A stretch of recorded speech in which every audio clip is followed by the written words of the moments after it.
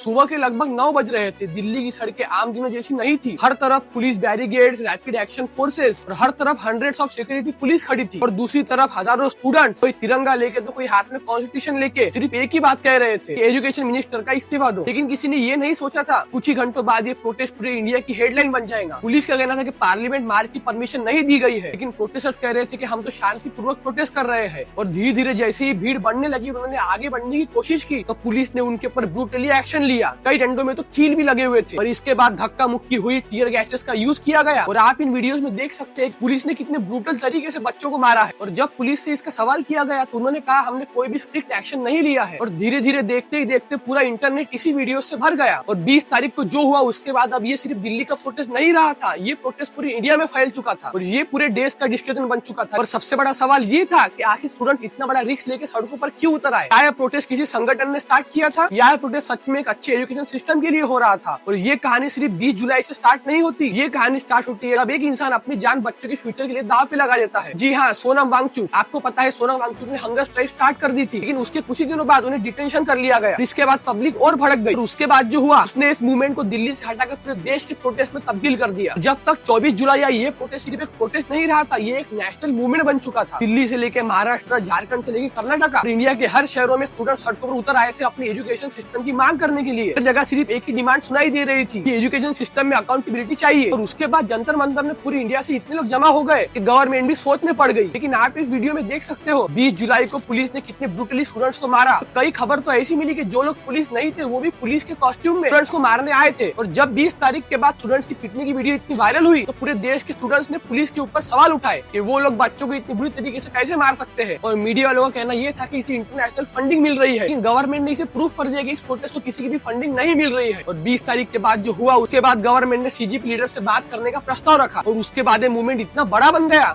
कि गवर्नमेंट को भी समझ में आने लगा था कि अगर हमने जल्दी कुछ एक्शन नहीं लिया ये प्रोटेस्ट और भी बड़ा हो सकता है। और उसके बाद 24 जुलाई को जेपी नड्डा जी सीजीपी के लीडर्स को मिलने बुलाते हैं। और जब सीजीपी लीडर्स ने उन्हें अपनी मांगे बताई तो उन्होंने सोचने का वक्त लिया। फाइनली 26 जुलाई को धर्मेंद्र प्रधान ने पीएम मोदी को अपना रिजर्वेशन दे दिया। मतलब प्रोटेस्ट स्टार्ट होने के 1 महीने बाद स्टूडेंट्स की मांगे पूरी हो गई। इस पीसफुल प्रोटेस्ट का एक फायदा हुआ।